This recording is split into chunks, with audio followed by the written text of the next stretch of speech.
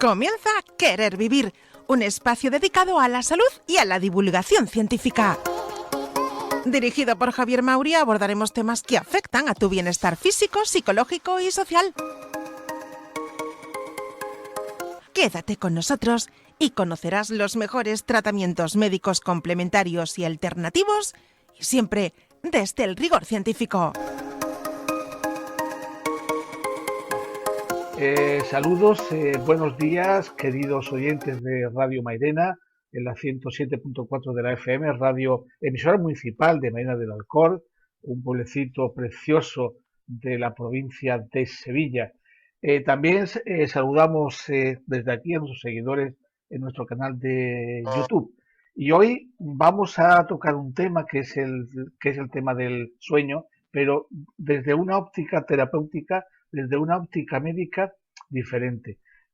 Para ello tenemos y saludamos a Jorgelina Achilli desde Argentina. Muy buenos días y bienvenida, doctora. Buenas tardes aquí y bueno, gracias por la invitación y bueno, estoy complacida de poder compartir este conocimiento ancestral y bueno, que hoy en día se está como revitalizando por el interés de las personas, por cómo que con pequeños cambios de hábito, con pequeños cambios de alimentación, la gente está notando que es muy beneficiosa. Muy bien, pues muchísimas gracias de nuevo.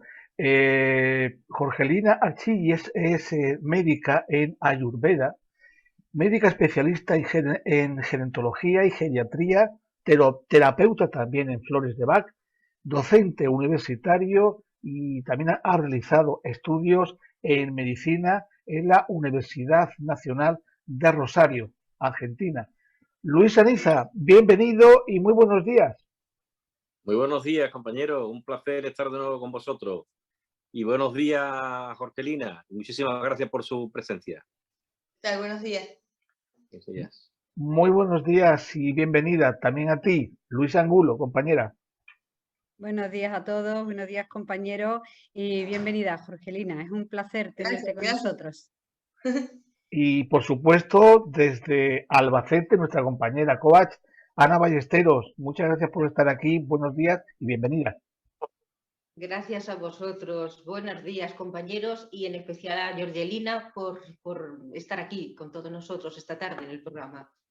Pues está entrando en estos mismos momentos desde Medellín, Colombia, nuestra compañera Elena Peñaranda.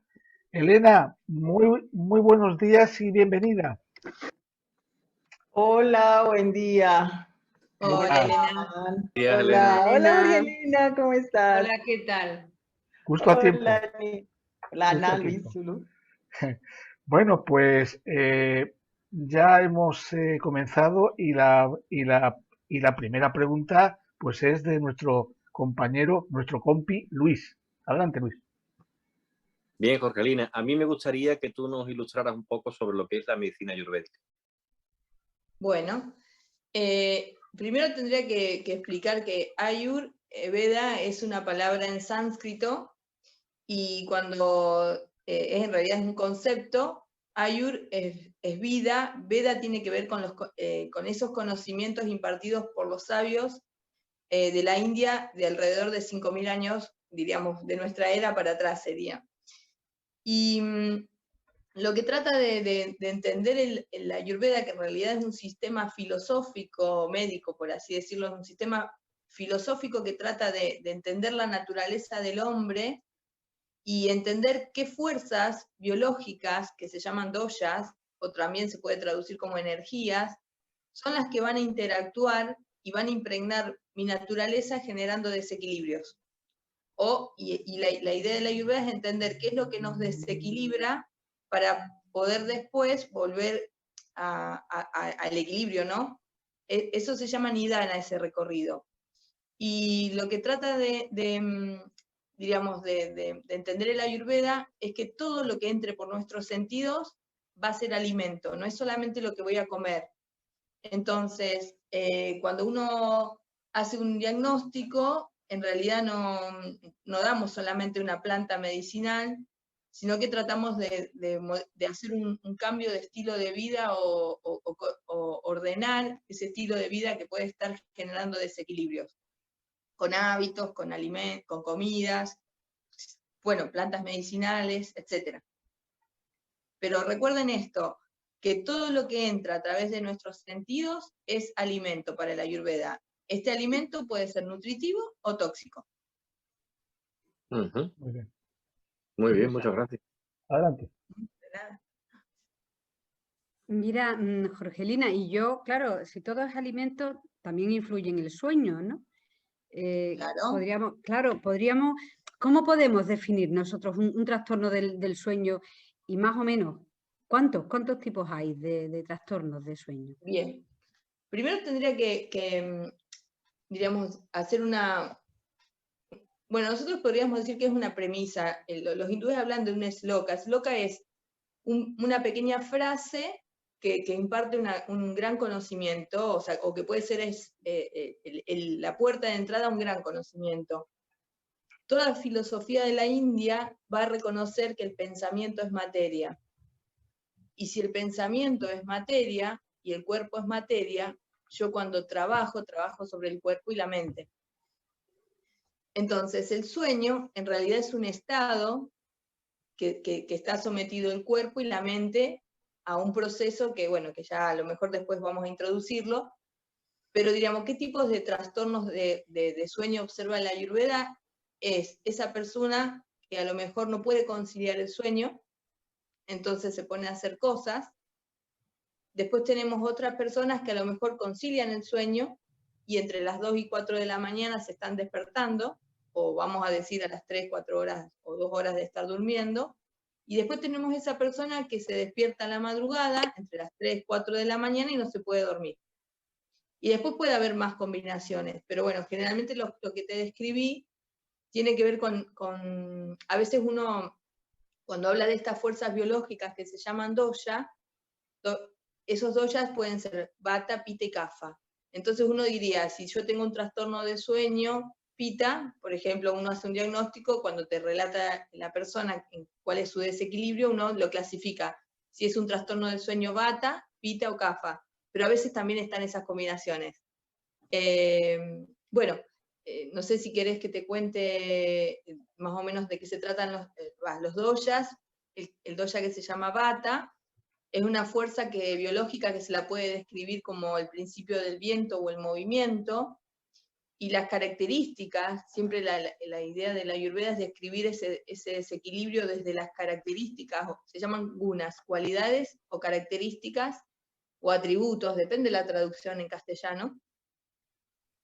Pero es esto, descubrir cuál es la cualidad para que yo cuando tenga que dar una terapéutica, dar esa cualidad que complementa, que armoniza ese desequilibrio, la cualidad de ese desequilibrio.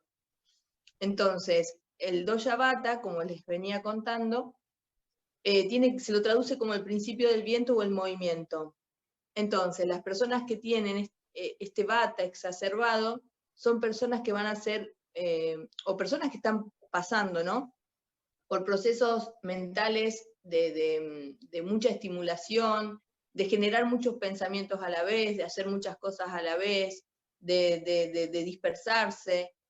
Después, por ejemplo, el dosha pita tiene que ver con el principio del metabolismo, y son esas personas que son como, o esas mentes, diríamos, que tratan de cumplir todo el tiempo objetivos, de ser muy eficaces, eficientes, de que tienen la claridad de dónde ir y hasta que no lo consiguen no pueden dejar esa actividad.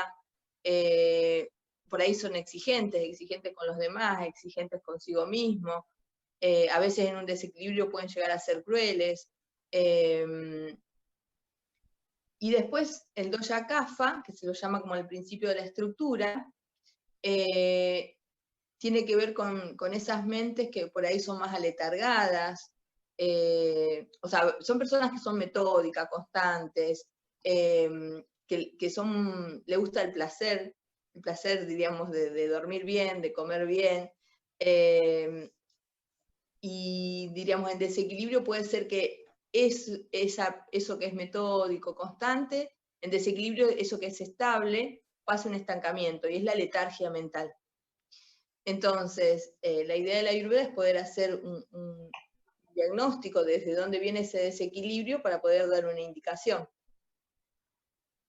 Gracias, Jorgelina. Ana Ballesteros, adelante. Muy bien. Jorgelina, y yo al unísono de la pregunta que te acaba de hacer nuestra compañera Luisa, ¿cuántas horas se necesitan para recuperar nuestro cuerpo? Porque según la medicina occidental, pues nos aconsejan los neurocientíficos que entre 7 u 8 horitas se necesitan para restablecer totalmente nuestro organismo. Según tu experiencia y la medicina ayurveda, ¿cuántas horas más o menos necesitaría el organismo para reponerse en su totalidad, para estar bien para el día siguiente? Depende, como has dicho ahora mismo, si eres una persona más vata, más kepa, más pita. Bien, sí, entendí. Mira, para la Ayurveda ninguna persona es igual a la otra. O sea, porque su naturaleza, si bien puede llegar a ser parecido, no es igual. ¿Qué quiere decir? Que para la Ayurveda esa persona es única con esos doyas. Yo siempre digo como esos doyas que están danzando. Entonces, a lo mejor a una persona le predomina más el vata en su mente y a otra persona le predomina más el vata en el cuerpo más físico, diríamos, en lo más denso de ese cuerpo. Y uno lo que va haciendo es conociendo a esa persona, observando por lo que te cuenta, por lo que uno palpa, por lo que uno ve cuando mira la lengua. O sea, el diagnóstico es integral. Uno tiene una palpación de pulso, un diagnóstico de lengua, un diagnóstico de la temperatura de la piel, de la tensión. Bueno, viendo muchos datos, uno va a suponer, así como en una gran generalidad, que las personas vatas, que son muy mentales, van a necesitar dormir más que las personas kapha, que son esas personas que son más letárgicas. Cuanto más duerman, más lenta se le va a poner la mente. Y las personas pita, en realidad, tendría que ser un descanso intermedio, más que nada como para refrescar esa mente. Pero después también va a variar la cantidad de horas de acuerdo a la etapa de la vida que estemos viviendo. Es muy distinto la cantidad de horas que tiene que dormir un niño o un anciano, entonces también eso varía. O sea, esas son diríamos, los parámetros que nosotros tenemos a la hora de indicar tantas horas, ¿no? Pero en realidad, el que marca la cantidad de horas que uno tiene que dormir es el autoconocimiento del propio cuerpo. El propio cuerpo te va a decir, cuando uno se despierta, diríamos, si ese sueño fue reparador o no. O sea que, entonces, si por ejemplo una persona está durmiendo pues unas 5 horas, no sería de preocuparse, ¿no? No tendrías por qué preocuparte, porque tu cuerpo, si te despiertas a esa hora es porque ya tienes suficiente descanso, ¿no? No como... En realidad, como bien te decía, la idea del estado del sueño, si vamos a lo que describe la ciencia, pasa por 4 estadios. Tenemos o la mente, mejor dicho, tiene un estadio de sueño profundo, sueño REM, sueño, diríamos, ligero, y el estado de vigilia. Sabemos que desde las ciencias o desde el conocimiento oriental, también habría un 5.º estado, que es el estado meditativo. Pero bueno, no es el que interviene diríamos, en este momento cuando hablemos de sueño, pero digo como para aclarar. Entonces, ese sueño tiene que ser reparador y rejuvenecedor de mi cuerpo. Quiere decir que yo a la mañana, cuando me levanto, tengo que tener esa energía para hacer las actividades que hago. Y en cuanto a nivel de la mente, mientras nosotros dormimos, en realidad esa mente no está en contacto con el mundo exterior.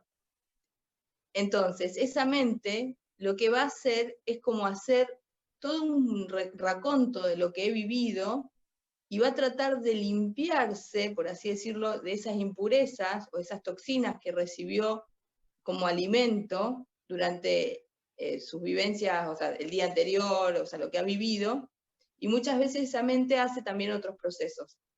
Entonces, cuando yo me despierto, me tengo que sentir como que estoy dichoso, que estoy feliz, porque en realidad, mientras dormimos, esa mente hace muchas actividades. Es como que trabaja más de noche que de día, aunque pensemos que no. Porque hace lo que tiene que hacer a la noche y procesa lo que hice yo en el estado de vigilia. Entonces, cuando se combinan esas dos cosas, uno se tiene que despertar como con ganas de encarar el día, con energía física y con energía mental. Y ahí yo puedo decir que esas horas que dormí son satisfactorias para mí. Muy bien, muchas gracias. Pero si yo me levanto cansado, me levanto con ganas de que seguiría durmiendo, Sí. bueno, evidentemente hay algo que no, hay un desequilibrio. Muy bien, muchas gracias. No No, sé por favor. no sé si nuestra compañera María Camacho nos está escuchando. ¿Me Sí, escuchan? sí, Sí, te Pero escuchamos, no te vemos. pero ¿No no me te ven? podemos ver. Pero sí, te escuchamos, María. Vale. Adelante, ¿Le puedo preguntar yo entonces? adelante. Vale. Yo te quería preguntar cómo puede ayudar la medicina ayurveda en los trastornos del sueño. en realidad, vuelvo a citar, podemos ayudar de una forma, no sé si la palabra es la correcta, pero bueno, pongamos de una forma superficial, entonces te doy plantas medicinales. Pero en realidad ahí no voy a trabajar en la raíz del desequilibrio. El trastorno del sueño se da porque en realidad hay mucho desequilibrio durante el día. O sea, el sueño es el resultado de un proceso que hago durante el día. Entonces, muchas veces se dan plantas, no es el caso de la Ayurveda, se dan plantas inductoras del sueño y lo que yo hago es como poner un parche. Ese día dormí, pero en realidad lo que yo tengo que cambiar es diríamos, el diario vivir, por así decirlo, porque es lo que... Hola, ahí te vemos. Es el diario vivir, porque, diríamos, eso es lo que nos prepara para el sueño. O sea, nosotros, digamos, tenemos como animales, por así decirnos, tenemos lo diurno y lo nocturno. Cuando nosotros, nuestro cuerpo, nuestra naturaleza, nuestro cuerpo, en realidad no está aislada, nosotros no somos aislados del entorno de la naturaleza. Entonces a nosotros también nos influyen, diríamos, las energías de la naturaleza. Esa naturaleza está dentro de lo que se conoce un planeta Tierra, y un planeta Tierra también está, diríamos, metido en un cuerpo cósmico. Entonces a veces determinados trastornos de sueño tienen que ver con una luna llena, determinadas situaciones de la naturaleza, pero esos son los esporádicos que nos pueden generar a lo mejor alteración de sueño a muchas personas a la vez. Pero la mayoría de los trastornos del sueño son por esos malos hábitos que tengo yo, o esa mala alimentación, o bueno, esto que decíamos, muchas toxinas mentales, llamémosles estrés, que generan que a la hora de dormir, de donde yo me podría abandonar, por así decir, al descanso reparador, no lo puedo hacer, no lo quiero hacer, o evito hacerlo, ¿sí? Entonces, por ahí, lo que nosotros tratamos no sé si la palabra es enseñar, de guiar, es como que la persona entienda que ese sueño se prepara. O sea, yo no me puedo ir a dormir tranquila si tengo un montón de cosas pendientes, entonces tendría que ver cómo puedo lidiar con esas cosas pendientes. Porque si no, lo fácil es tomar una pastillita, me duermo y ya está, pero ¿cuánto tiempo puedo sostenerlo? Lo puedo sostener, pero no sería esto que hablamos del sueño rejuvenecedor, es como que estoy condicionando mi cuerpo a una sustancia artificial que me obliga a hacer algo que a lo mejor lo ideal sería que lo pueda hacer de forma natural. Muy bien, muchas gracias. Elena Peñaranda, adelante. Hola, Jorgelina. Elena. Interesantísimo el tema, y eso que dices es súper importante, y me permiten, antes de la pregunta, decirte que sí. De hecho, en las tradiciones ancestrales hay algo que se llama recapitulación diaria, tú antes de irte a dormir deberías de hacer una revisión, sentarte a hacer una recapitulación del día para poder hacer eso que dices, poder ponerte como en paz con todas las cosas y irte a dormir, que uno no debería irse a dormir con, si me disgusté con alguien, si, bueno, un montón de cosas, si tuve unas situaciones complicadas. Esas recapitulaciones. Lo más frecuente hoy en día es que estemos batallados con pantallas. Entonces eso nos altera mucho porque es lo que no decodifica un cerebro, diríamos, y cuesta mucho. Mucho. Y mi el tema de las pregunta es, pantallas, los colores flúor, por ejemplo, es algo que no estaba en la naturaleza y invertimos un montón de neurotransmisores en poder decodificar qué estamos viendo. total, así es. Angelina, y desde la medicina ayurvédica, ¿cómo nos puede aportar o ayudar, digamos, para tener una buena, un buen sueño? ¿Y cómo nos puede ayudar también a prevenir? O sea, si hay una situación, se podría, bueno, ya tú explicaste que habría que entrar a mirar, pero algo como general.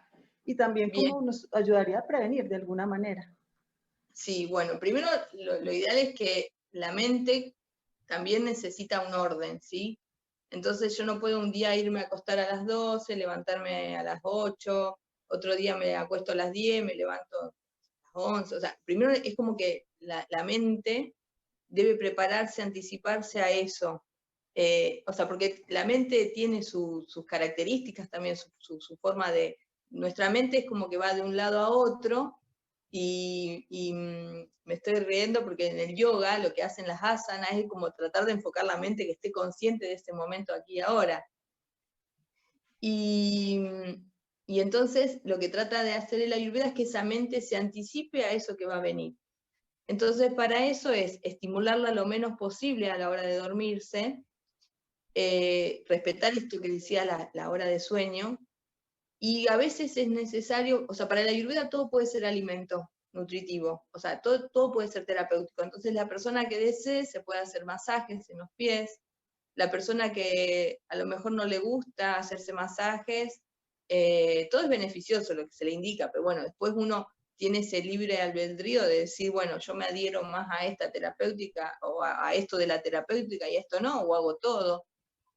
También se pueden dar determinadas infusiones, leche con ghee, depende también, digamos, la naturaleza de esa persona. Uno puede dar una bebida que lo que hace es favorecer la digestión, y entonces ya no está ese proceso, o sea, ese cuerpo va a dormir más, o sea, depende del origen también, porque a veces hay gente que come muy pesado a la noche, entonces toda esa energía está concentrada, diríamos, en hacer el proceso digestivo, y no podemos hacer esto que vos relatás, que necesita ese cuerpo estar realmente descansado para poder hacer otras cosas de noche, ¿no? Entonces, se aconseja, por ejemplo, como ese conocimiento ancestral que se replica hoy en día de comer la última comida cerca de la caída del sol, y a lo mejor esperar un tiempito donde yo termino mi día y después irme a dormir. Hay gente que a lo mejor es más sonora por el vata, entonces a lo mejor puede escuchar música que no despierte emociones, música que relaje la mente y la prepare para dormir. Bien te decía, masajes, infusiones, leche con ghee, podemos leer un verso, una enseñanza, hay muchas formas de abordar. Después tenemos la persona que se despierta a la madrugada varias veces, entonces en realidad a esa persona hay que nutrirla a lo mejor más habría que ver qué es lo que come, depende de la edad también, porque muchas veces tiene que ver con ese alimento que no llegó a nutrir durante el día el cuerpo. Entonces ese cuerpo está como muy liviano y le da poder a la mente para que enseguida gatille y se despierte, y bueno. Y después tenemos esto que decíamos, el despertarse de forma anticipatoria 4 o 5 de la mañana cuando todavía está todo oscuro, y esta mente que ya se despertó y no te puedes dormir y sabes que todavía hace frío y no está el sol y ya. Entonces depende, diríamos, el tipo de insomnio, por así decirlo, el tipo de desequilibrio son las recomendaciones. Pero también para la Ayurveda es importante recordar que durante todo el año no vamos a dar las mismas indicaciones, porque las estaciones del año nos van a cambiar los hábitos. Por ejemplo, dormir la siesta depende del lugar geográfico que esté y la estación del año que esté. O sea, generalmente no se recomienda dormir la siesta en invierno, porque las horas solares son cortas y nuestro ritmo circadiano necesita tantas horas de vigilia y que entre la luz solar por nuestros ojos, por la glándula pineal, ¿no? En la regulación. Entonces siempre se recomienda desde la Ayurveda en invierno no dormir siesta, porque lo que yo hago ahí es como frenar, diríamos, o sea, cortar las horas solares, y por eso también eso me puede predisponer a que mi metabolismo sea más lento y a tener ciertas emociones como la tristeza. No quiero hablar de patologías, pero bueno, digamos un sentimiento triste. O apagarse, irse uno apagando.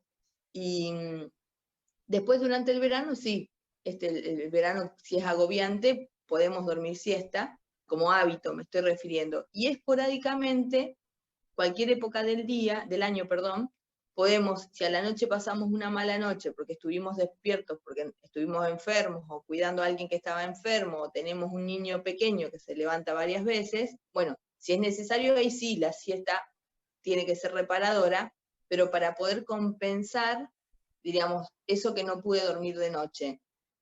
Y también pasa, en el caso de las personas que trabajan en turno nocturno, a esas personas también se les justifica dormir en una hora que no sea de noche. Porque tenemos que...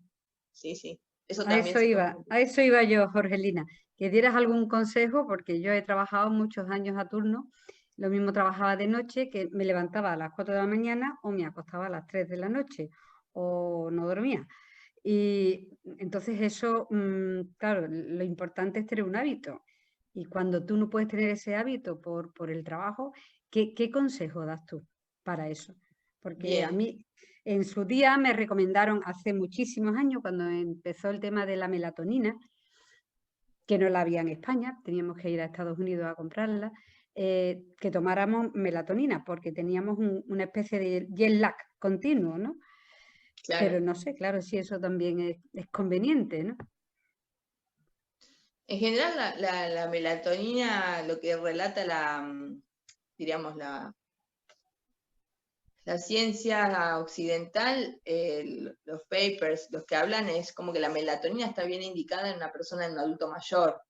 En un adulto joven no tendría por qué tomar melatonina, porque la fabrica, más allá que dormamos de noche o no. En lo que recomienda la Ayurveda para las personas que trabajan de turnos nocturnos, es que cuando vuelva a su casa, tiene que hacer una rutina, un automasaje cortito, e irse a dormir si es posible. Y entonces lo que duerme es la mitad de ese tiempo que para él es reparador. Se despierta a comer y después a lo mejor hace 20 minutos de algo y puede hacer la mitad del tiempo que le faltaba para dormir. Pero el tema es que lo va a poder hacer por un tiempo, porque siempre te va a generar un desequilibrio. Ir contra la propia naturaleza genera desequilibrio. De hecho, se sabe que las personas que trabajan de noche, o sea, esto no lo dice la Ayurveda, lo dice la ciencia occidental. Hay muchos estudios que demuestran, por eso los derechos laborales y todo eso, que las personas que trabajan de noche tienen 5 años menos de vida. Y por eso es la obligación de los turnos rotatorios. Yo me moriré ya. No, Jorgelina, me moriré. Por eso, o sea, el tema es que en algún momento hay que rotar y volver al día. Pero bueno, por eso está esto de contemplar los turnos rotativos, tantos francos, cada tantos días trabajados, porque es como para que la gente vuelva a tener ese contacto natural, la biología con la naturaleza, ¿no? Cierto. Muy bien, compañeros, pues vamos a tomarnos un pequeño descanso de un minutito y en el minuto siguiente vamos a retomar de nuevo la conexión. ¿De acuerdo, compañeros? Buenísimo. Gracias. Bien. Gracias. Vale. Hola. Hola. Hasta ahora. Vamos a empezar, Jorgelina, queridos compañeros, con lo que a mí particularmente más me gusta, que es el debate, ¿no?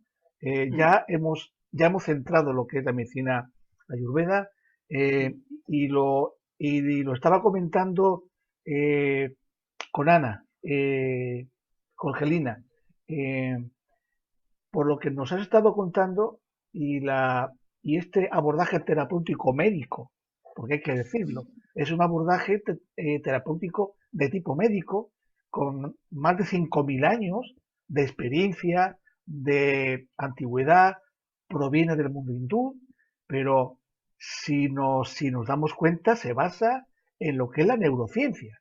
Entonces, ¿por qué a tu juicio, Carolina, no sé en lo que es el sistema sanitario argentino, pero lo que es el europeo, no ya el español, el europeo, la medicina ayurveda es una auténtica desconocida? ¿Por qué se tiene tanto que aportar la medicina tradicional?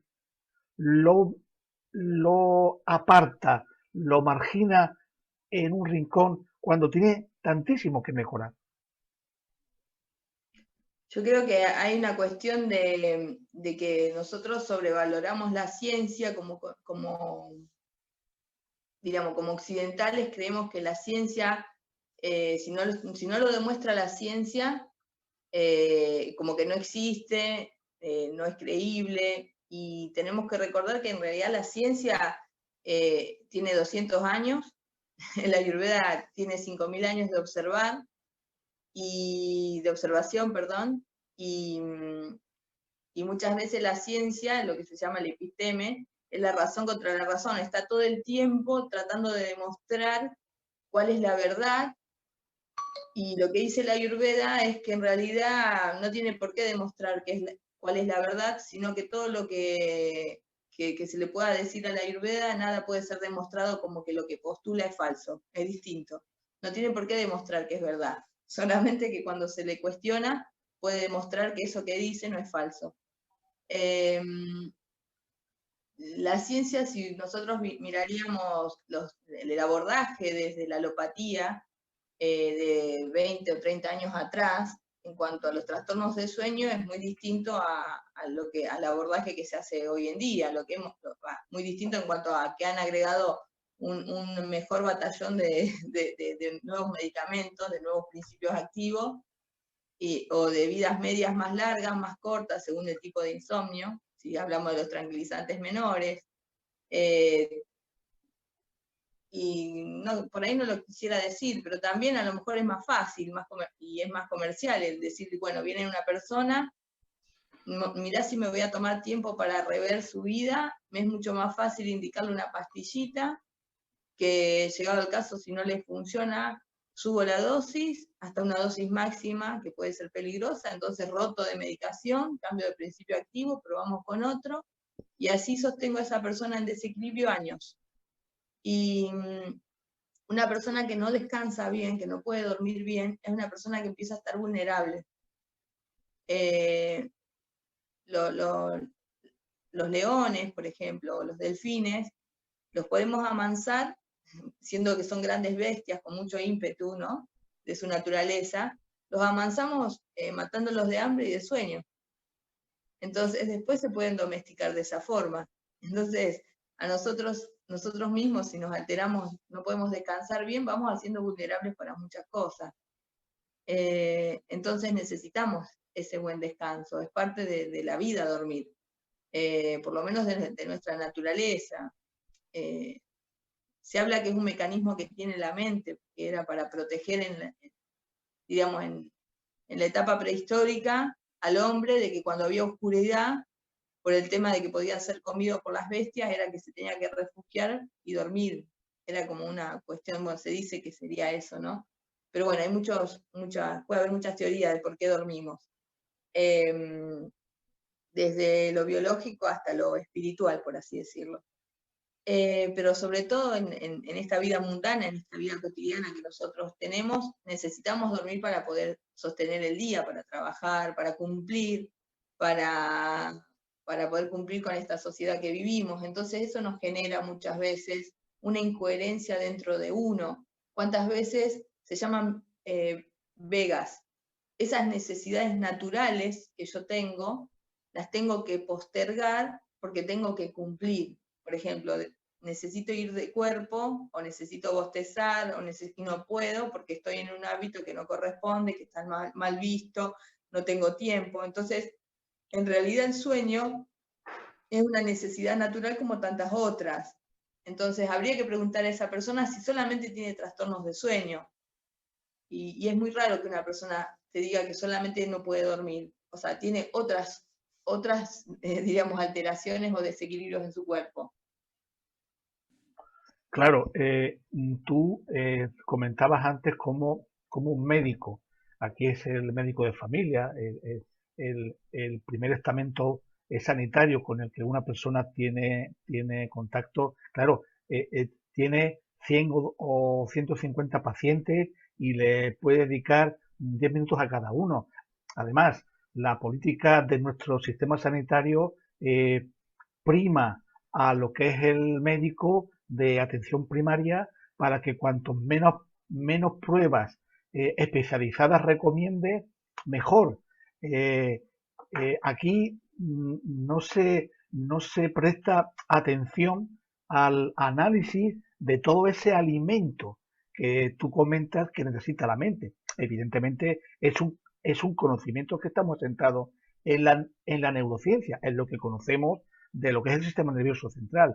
Claro, conociendo todas estas cosas, conociendo la medicina ayurveda, el feng shui, por ejemplo, esas construcciones arquitectónicas de acuerdo con las implicaciones energéticas, con la energía natural, todo, inclusive la planificación de medidas estratégicas para el tema de la pandemia, pues hubieran sido diferentes. Por ejemplo, tú has comentado antes, y es una gran verdad, que evidentemente resulta que en invierno, por ejemplo, los días son mucho más cortos, necesitamos mucha más luz solar. Bueno, aquí en España se nos confinó por diferentes circunstancias un mes o 2 meses. Y en Argentina habéis sido el país con un, digamos, confinamiento más largo de todo el mundo, independientemente Sí. de que fuera verano o de que fuera invierno. Es que lo hacemos todo al revés. ¿Qué es lo que necesitaríamos cambiar para que disciplinas como la medicina ayurveda pues empezar a entrar en el sistema sanitario, según tu criterio? Bien. Primero, por ahí quería aclarar, Javier, que la Ayurveda nunca se opone a otra medicina. La medicina que cura para la Ayurveda es la, o sea, mejor dicho, la medicina que sirve, perdón, es la que cura, dice la Ayurveda. Y entonces por eso es complementaria, no se contrapone siempre y cuando la medicina que se elija esté haciendo bien, o sea, a eso se refiere, la que cura. Si yo elijo una medicina que me está enfermando, está agravando mi desequilibrio, bueno, eso no va a ser contemplado por el Ayurveda como que está bien, diríamos. O sea, siempre que esa medicina que se elija esté ayudando a equilibrar a esa persona, el Ayurveda es complemento y ayuda. O puede ser, diríamos, el eje y las otras son complementos de la Ayurveda. Eso lo decide, bueno, acá en Argentina, nosotros también tenemos, en realidad es bastante más complejo el sistema sanitario que tenemos en Argentina, también es único. Y tenemos un sistema público que está regido en lo que es APS, tenemos medicinas prepagas y tenemos un sistema que se llama de obra social, que son diríamos, agrupaciones de trabajadores del mismo grupo de trabajo, que todos aportan a un sistema de salud que los cubre a ellos y a su familia, obviamente. Entonces, por ejemplo, yo doy clases en la Universidad Nacional de Rosario y tengo la obra social de la Universidad Nacional de Rosario. Y si viene un panadero, no puede, por más que mi obra social sea muy buena, no puede participar porque no pertenece digamos, a eso, ¿no? Entonces eso hace mucho más complejo el sistema sanitario en Argentina. Pero en mi caso, las personas que me consultan, la mayoría tiene un sistema de obra social o prepago, pero elige otro tipo de medicina porque entiende que cuando va a un médico alopático no le termina de resolver o desde la escucha a integrar todo este desequilibrio que pueda gestar, porque es como que la medicina alopática mira esa parte y después podemos hablar ya de por sí mira esa parte y a su vez, bueno, no sé cómo es en España, pero por ejemplo acá un médico puede atender en una hora entre 4 personas si es ginecólogo o ginecóloga, si es ginecología. 6 personas u 8 si es clínico, o sea, puede atender entre 5 o 10 minutos o 15 minutos a una persona. Y si no la conoce, bueno, en ese tiempo no puede hacer, o sea, más que pedirle el nombre y prescribirle la medicación, que es lo que se acostumbra. Entonces es como que hay un entrenamiento médico de tratar de en poco tiempo sacar la mayor cantidad de información para tratar de dar el mejor tratamiento. Pero también tendríamos que cuestionarlo de cómo está organizado ese sistema sanitario, de que una persona no puede ser contemplada diríamos, en 15 minutos, en 10 o en 5. En mi caso, por ejemplo, yo la primera consulta con esa persona estoy 1 hora y media, la primera vez que la conozco, y las otras consultas son de 1 hora, y a veces en ese tiempo obviamente tampoco me alcanza. Pero bueno, la idea es como poder conocerla un poco, diríamos, en profundidad, cuáles son sus hábitos, sus preferencias, su forma de pensar, respetar de acuerdo a su forma de pensar qué tratamiento le voy a dar, ¿sí? Y también como médico recibido en una universidad, no voy a decir que nunca di un medicamento alopático si considero que es importante. Lo que no hago es sostenerlo en el tiempo, porque es una inteligencia artificial que entra en nuestro cuerpo. Entonces, todos esos miramientos los tengo. Y desde el punto de vista de la Ayurveda siempre voy a citar, porque trato de lo que tengo mayor adherencia, porque lo siento, no es solamente que lo pienso, y en la medida que tengo ya experiencia, ya tengo 11 años practicando la Ayurveda, a veces mi mente occidental, por así decirlo, se sorprende cuando doy una terapéutica que está descrita en un libro de la Ayurveda, o que nos enseñan, y vos decís, esto va a funcionar, y funciona. Entonces, vos decís, wow, o sea, hasta yo misma a veces como que uno se sorprende digo, somos incrédulos a veces los occidentales, es como que si no se ve, no se siente, no se puede medir, no se puede pesar, no existe. Entonces, a veces cuando los médicos hindúes nos enseñan determinados tratamientos, uno dice, wow, y esto, y tenés todavía esa resistencia, y sin embargo cuando lo das y ves que funciona, vos decís, bueno, no podría explicarlo científicamente, pero funciona, porque evidentemente esta medicina que es tan antigua, está más conectada con esa esencia del hombre, desde su origen, por así decirlo, que esta mirada de la medicina de este hombre que hoy en día podría llegar a ser hasta descartable, ¿no? Uno más en el sistema y que pase el siguiente. Pero Jorgelina, no solo el médico tiene ese problema, el paciente occidental también quiere una pastilla para dormir cuando va al médico. No quiere que tú le digas, ponte musiquita relajante, date un masajito en los pies, medita un poquito, y además eso el primer día no te va a hacer nada. No queremos. El tema es la toma de conciencia. Muchas veces la persona no quiere ver lo que sabe que no está bien. Entonces, generalmente la persona que me consulta a mí es una persona que se está explorando, que se está conociendo y que tiene, por así decirlo, las agallas para rever su vida y ver qué es lo que realmente tiene que cambiar o sacar de cuajo, de raíz, o ver qué es lo que quiere cambiar, porque en realidad vinimos acá digamos, estamos acá para cumplir algo, una misión que es espiritual de cada uno, y yo puedo hacerlo de una forma o sea, la Ayurveda clasifica a la mente en 3 gunas: tamas, rajas y sattvas. Tamas lo describe sintéticamente, porque creo que ya estamos medio cortitos de tiempo, lo describe como oscuro de conciencia, es la inercia, o sea, hacer de mi vida una inercia. Rajas es el que se mueve de acuerdo al interés, es esa mente que se mueve de acuerdo a los intereses. Y sattva tiene que ver con esa mente que sabe que lo que tiene que hacer es lo correcto, aunque no le guste, ¿eh? Pero sí sabe que tiene que ver con ese dharma, con el sentido de lo correcto. O sea, no especula si lo hace bien porque voy a recibir un premio, no, se tiene que hacer porque se tiene que hacer. Entonces, lo que tratamos muchas veces es de llevar a esa mente de esa persona hacia el sattva.